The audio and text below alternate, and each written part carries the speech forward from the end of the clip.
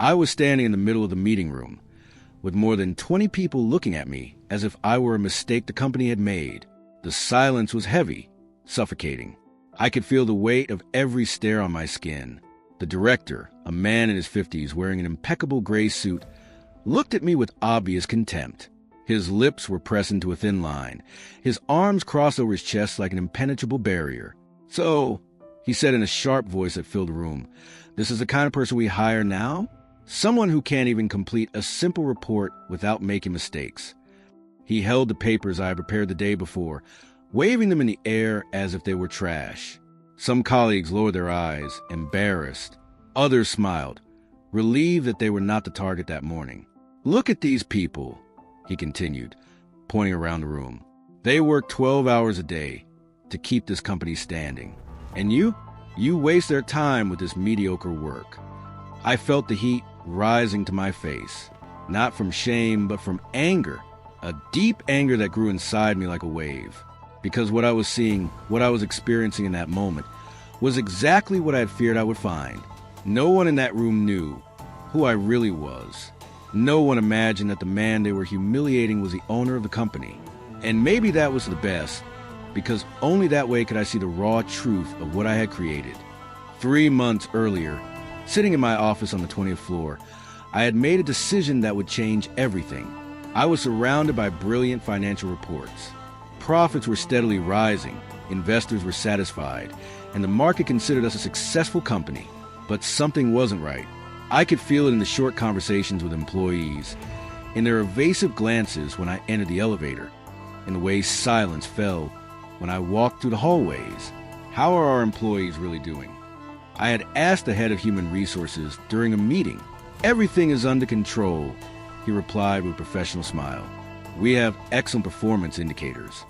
But indicators don't tell the whole story. Numbers can lie, or at least hide the human truth behind them. That evening, looking out at the illuminated city from my office window, I made my decision. I would enter my own company as an ordinary employee. I would use a false name, document prepared by a trusted lawyer, and I would experience the daily reality my employees faced. I wanted to see it with my own eyes. I wanted to feel on my own skin what it meant to work in my company when you are not the boss, when you are just a number in a system I had built myself. My wife thought I had lost my mind. "You build an empire," she said. "Why would you want to destroy it?" "I don't want to destroy it," I replied. "I want to save it. Because a company without a soul is destined to collapse sooner or later.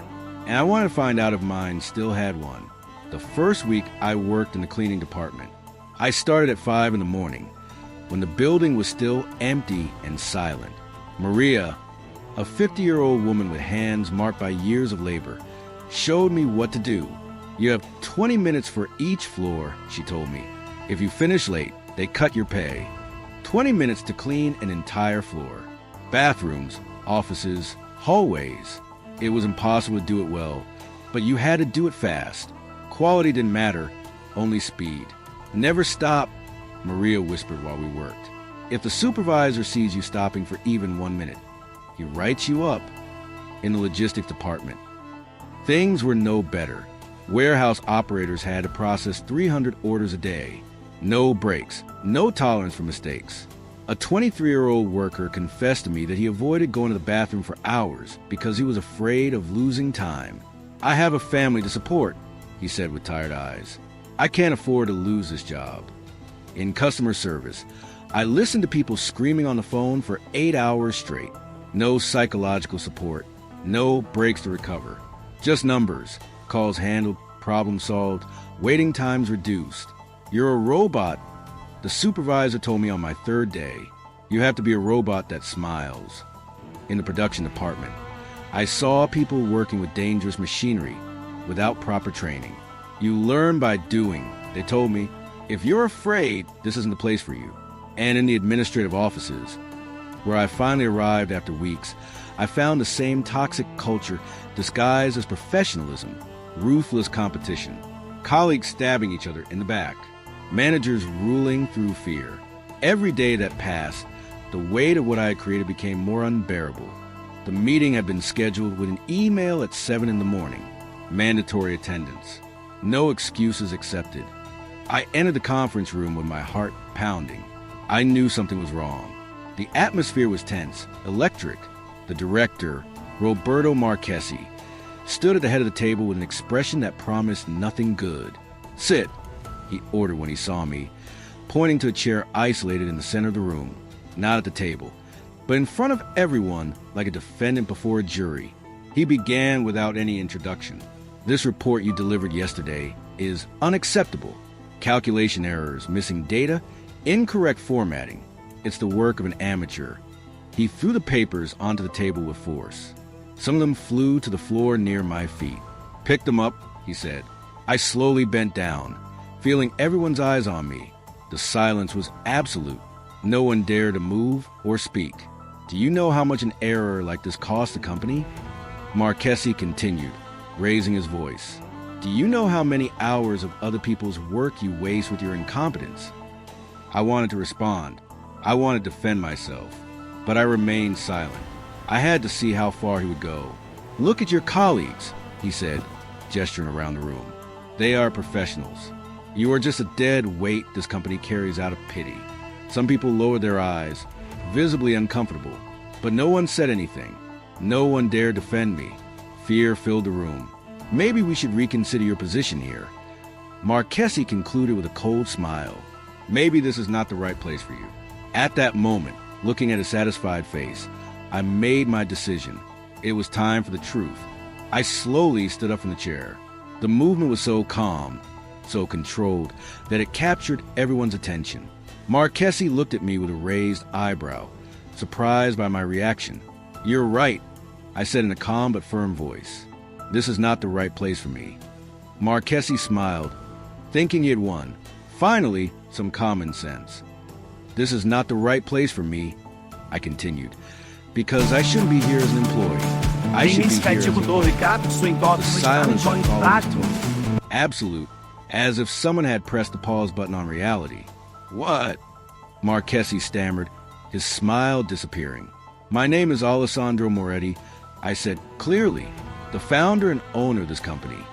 I watched the color drain from his face. His hands began to tremble slightly. Around the table, people looked at each other in disbelief, trying to process what they had just heard.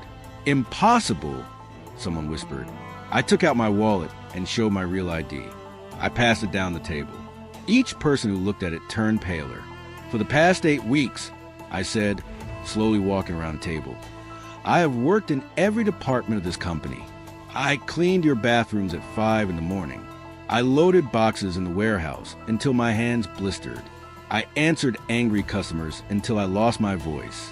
And I worked in this office. Boa tarde a todos. O projeto está avançando bem. Precisamos alinhar os próximos passos. And do you know what I discovered? I continued, my voice harder now. I discovered that I built a hell.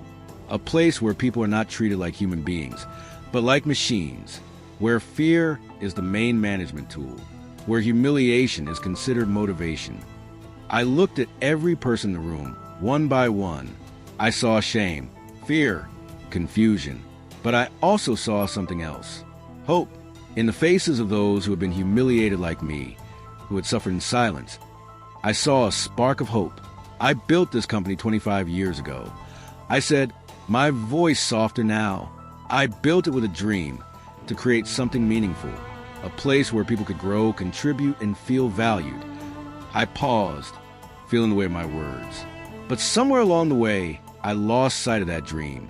I focused only on numbers, profits, and growth. And I allowed this culture to develop, a culture that destroys people instead of lifting them up. Marchesi tried to speak, but I stopped him with a gesture. Starting today, things will change. I said firmly, we will begin with a complete review of our policies. I will personally speak with every employee. I will listen to their stories, their concerns, their ideas. Then I turned to Marchesi, and you are fired, effective immediately. His face turned red, but he said nothing. He knew there was nothing left to say. This company will return to what it was meant to be from the beginning. I concluded, a place where people come before profits, where respect is a foundation of every interaction, where no one should be afraid to come to work. I left the room in silence. Behind me, I heard the growing murmur voices, questions, reactions. But I didn't look back. I had a lot of work to do. I had a company to rebuild, not on numbers, but on people, because I had learned the most important lesson of all. A successful company is not measured by its profits, but by how it treats the people who make it possible. And this time, I was determined to do it right.